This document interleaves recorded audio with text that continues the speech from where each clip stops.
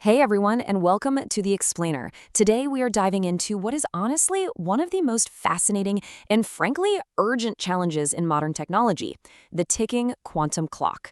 We're going to unpack the exact timeline and the actual mechanisms behind the impending quantum computing threat to global cybersecurity. The countdown to Q-Day has officially begun, so let's break down exactly what that means for your data. Okay, let's just jump right in with a mind-boggling comparison to set the stage. Take a standard 2048-bit RSA encryption key. That's the exact kind of math securing your bank transactions today. A classical computer would need roughly 300 trillion years to brute force crack it. But in the quantum realm, theoretically, a perfectly stable system could shatter that key in literally 10 seconds. And even with a realistic, slightly noisy quantum system, we are looking at about 8 hours. I mean, going from 300 trillion years to a standard workday, that is a massive paradigm shift. So here's our quick roadmap for the day. We'll be looking at 1, the quantum security threat, 2, Shor and Grover's algorithms, 3, the accelerating hardware race, 4, securing the quantum cloud, and finally 5, the post-quantum defense. All right, kicking things off with Section 1, the quantum security threat, or as it's often called, the end of the trapdoor. Moving right into Section 2, Shor and Grover's algorithms, basically breaking the math. You know, modern cryptography essentially relies on a mathematical trapdoor. It's super easy to multiply prime numbers together, but astronomically hard to reverse engineer them to figure out what primes you started with. But take a look at this chart estimating the time it takes to factor RSA keys. Right in the middle there, factoring a 2048-bit key classically is just unfeasible. But if you scale up to a 20 million qubit quantum system, that completely impossible task suddenly drops to just 0.3 days. Yep, that is an 8-hour workday to crack the very backbone of our digital security. So how exactly does that 8-hour timeline happen? Well, we have to understand a concept called exponential speedup. Basically, this is an immense computational leap where the time complexity to solve a problem becomes polynomial rather than sub-exponential. In plain English, it drastically cuts down the time required to find prime factors. This right here is why Shor's algorithm is an absolute game changer. It leverages this exponential speedup to completely dismantle asymmetric cryptography, like RSA and Diffie-Hellman. And you can literally see that exponential speedup happening on this graph. Just notice the massive, ever-growing gap between that red dashed line, which represents classical computing, and the blue solid line for Shor's algorithm. As the size of the encryption key scales up on the bottom axis, classical computers just hit a brick wall. But Shor's algorithm? It stays ruthlessly efficient, completely flattening the curve. It's wild to look at. But wait, Shor isn't the only threat out there. We also have Grover's algorithm to worry about. Grover introduces what we call a quadratic speedup. This is a dramatic reduction in unstructured search times. And honestly, there's a great analogy for this. Imagine searching for a needle in a haystack. A regular classical computer has to check every single piece of hay, one by one. Grover's algorithm, on the other hand, effectively finds that needle in roughly the square root of the total steps. Because of this massive shortcut, Grover's algorithm effectively halves the security length of symmetric keys.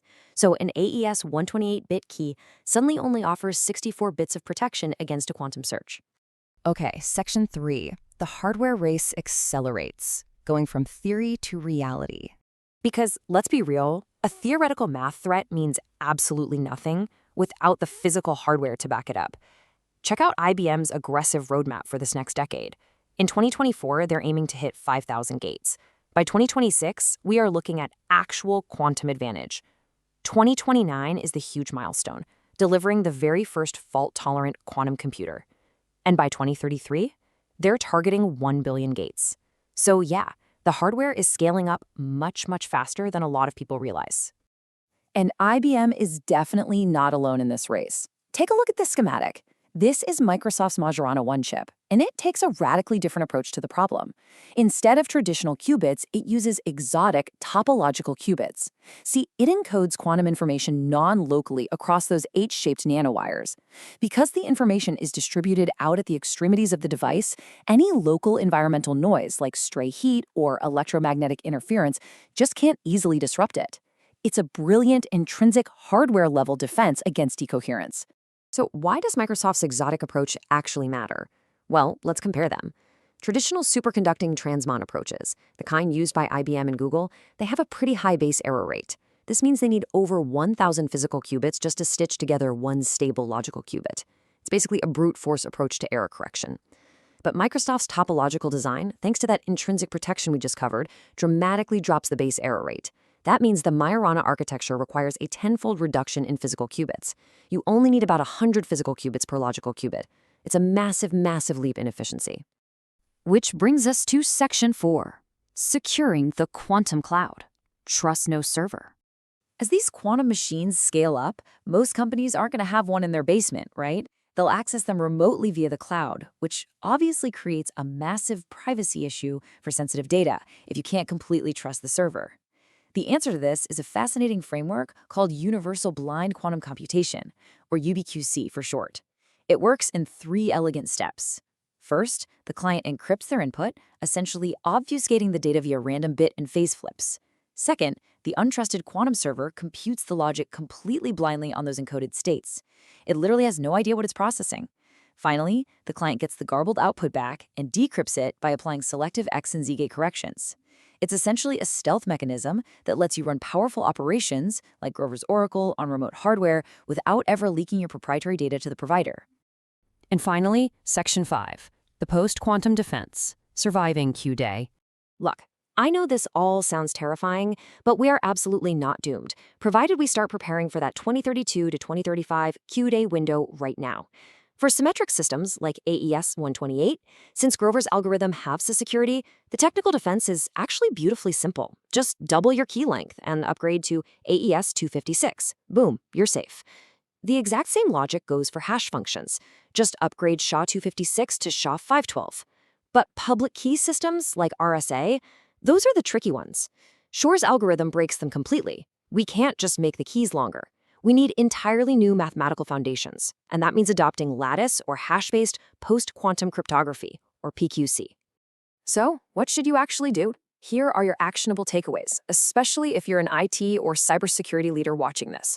First, adopt the new NIST post-quantum cryptography standards immediately as they finalize. Second, don't just try to flip a switch overnight.